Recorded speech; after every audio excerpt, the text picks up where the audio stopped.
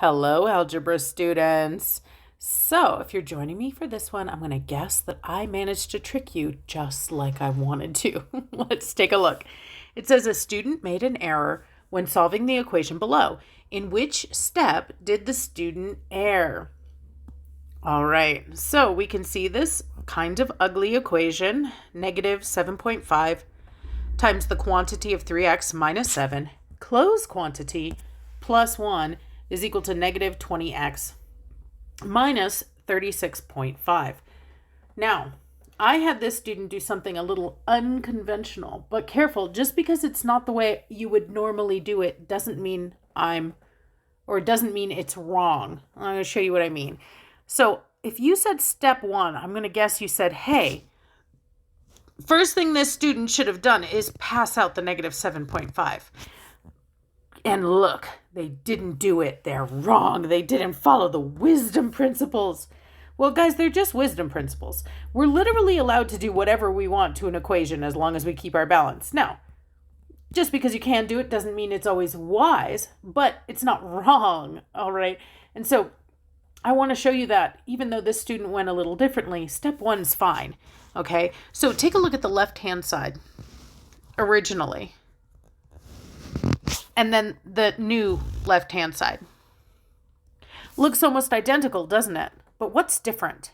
That plus 1 is gone. So the first thing that student did was take away that 1. You say, can you do that? Well, yeah, you can, as long as you do it to both sides.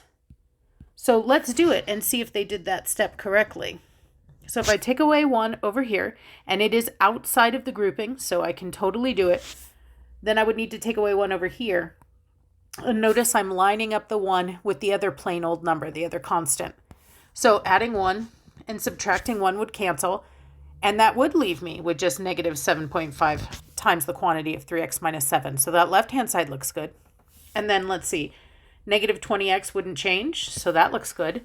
And then negative 36.5 minus 1, guess what? That is negative 37.5.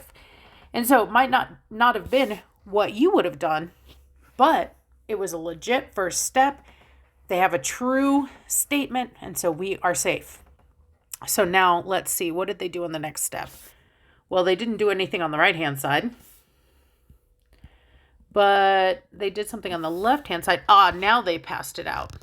You can see we don't see that grouping anymore. That multiplication was passed out. So let's make sure they did that correctly. So negative 7.5 times 3x. Negative 7.5 times 3 is negative 22.5. So negative 22.5, and then timesing it by an x, negative 22.5x, that looks good. And then negative 7.5 times negative 7 gives me positive 52.5. That looks good too.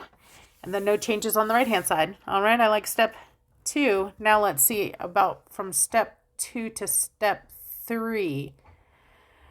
Looks like in step 3, they got all the x's to the left and all the numbers to the right. So let's do that too. Let's move our x's that were on the right to the left.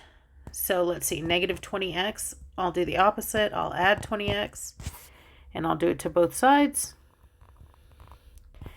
And then let's get the numbers over to the other side. So negative 52.5.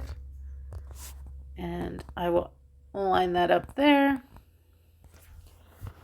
And, okay, so negative 22.5 plus 20, negative 2.5x. I like that, negative 2.5x. And now how about on the right-hand side? Oh, I see it. Do you see it? That and that canceled, right?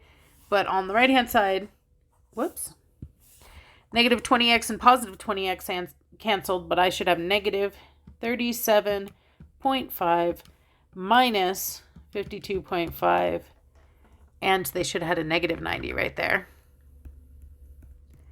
And I just say that I bet this student made that error because they tried to do too much at once in the last step. You guys are way more likely to drop signs when you do that, but that's okay. I forgive them. We found their mistake. It was in step 3. All right, you guys. Happy learning.